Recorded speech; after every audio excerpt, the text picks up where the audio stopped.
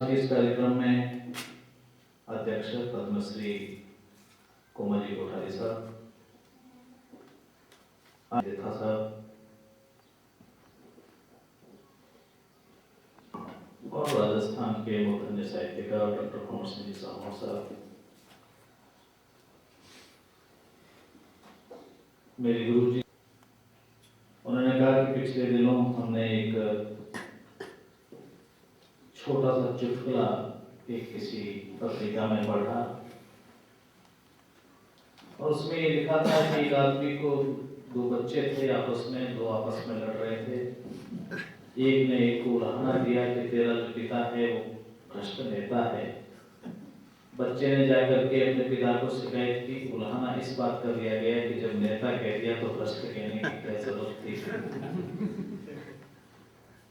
आज के इस संपूर्ण वातावरण में जो देश का ऐसा परिदृश्य हो, जब खेल खेल में दो बच्चे इस तरह की बात करते हो, उस समय इस मौन को कौन तोड़े? इस संपूर्ण वातावरण को कौन परिवर्तित करे? किसमें इतना साहस है जो इस चुनौती को स्वीकार करे? और इसलिए सबसे बढ़िया काम आजकल कुछ लोगों ने, जो पढ़े लिखे लोग हैं, जिनको भगवान ने बुद्धि दी है, वाणी दी है, कौशल दिया है, उन्होंने, मुझे ऐसा लगता है कि सबसे बढ़िया तरीका ढूंढा है कि बोलना नहीं चाहिए।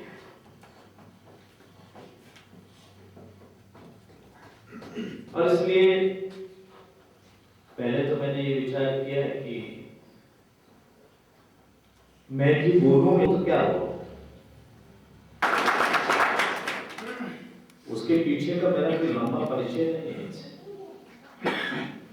मैंने कुछ लिया ही नहीं है और मेरी लेने की कोई बहुत लंबी चौड़ी साहित्य में इतना पढ़ा लिखा नहीं हूँ कि ये जो मुझे देंगे उसको मैं कहीं ले पाऊंगा, इतने सामर्थ्य भी मेरे में नहीं।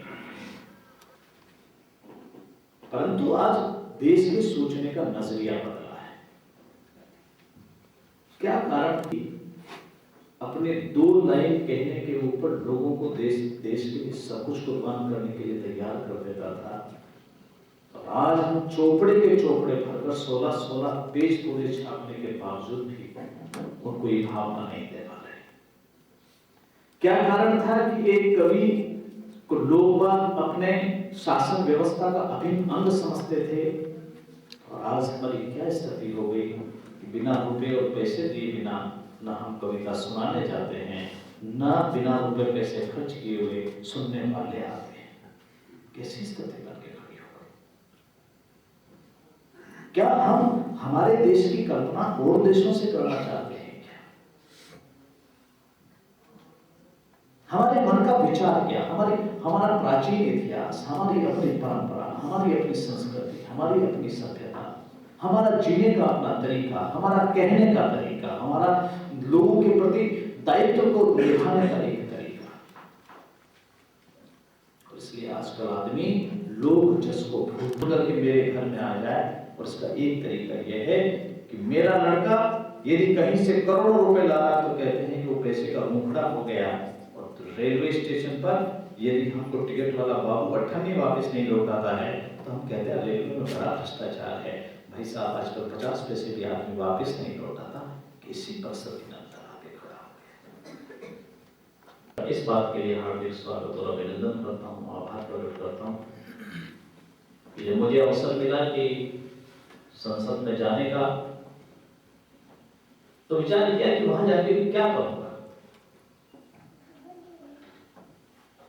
और इसलिए संसद में जाने के बाद में डॉक्टर सीपी सिंह जी से मैंने एक निवेदन किया। मैंने कहा एक काम तो करो, और तो मेरे हाथ में कुछ है नहीं। क्या प्रत्येक भाषण के अंदर राजस्थानी के किसी दोहे का उल्लेख हो सकता है क्या? क्या उसको आधार बनाया जा सकता है क्या?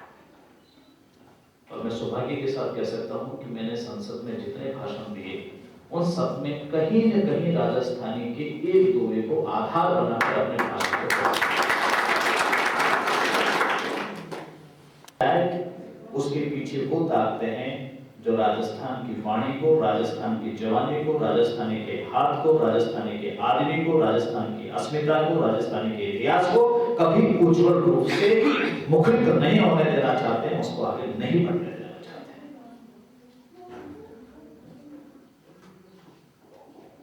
और प्रांत में जाइए,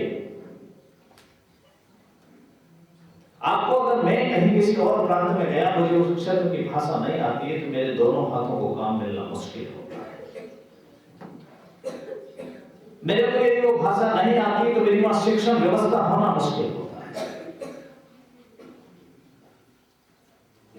और इसलिए जो व्यक्ति आता है वो ये कहता है कि संविधान की 8वीं सूची में जुड़ना चाहिए, परंतु जब काम करने का अवसर आता है उस समय सब उससे पीछे हटने की कोशिश करते हैं। और मैं आज एक बात आपसे निवेदन करना चाहता हूं, वीरेंद्र सिद्धि साहब की इस बात को अनेक बार उल्लेखित कर चुके हैं, बाकी सब साहित्यकार विद्वान ने किया है। और इस भवन का उद्घाटन भी पद्मश्री कमल कोठारी जी के कदमों से हो गया, आप सबकी उपस्थिति में हो गया। इससे बराबर कोई सौभाग्य नहीं हो सकता, कोई शुभ अवसर नहीं हो सकता। आप सबने मुझे भी इस अवसर पर आपके बीच आने का अवसर दिया, सबके दर्शन लाभ का अवसर दिया, उस सब के लिए मैं डॉक्टर कुंवर सिंह जी सामोर आपको और आयोजकों को सब कहता हूँ, यदि कहीं मन में छोटी मोटी भी चिंगारी इस राजस्थानी भाषा के बारे में हो तो वह चिंगारी लपटों में उठनी चाहिए और राजस्थानी भाषा को जीवित रखने के लिए और संविधान की 8वीं सूची में जुड़ाने के लिए यथासंभव जहां बैठे हों, जैसे बैठे हों, कहीं से यह चिंगारी उठ करके राजस्थानी भाषा की ज्वाला को फिर एक बार कहीं ठीक प्रकाश नहीं कर सके तो ये जीवन का सौभाग्य होगा। आपके बीच में आने का अवसर दिया उसके लिए बहुत बहुत धन्यवाद। मैं भाषण देना नहीं जानता हूँ, साहित्य की भाषा भी मुझे आती नहीं है। बहुत बहुत धन्यवाद।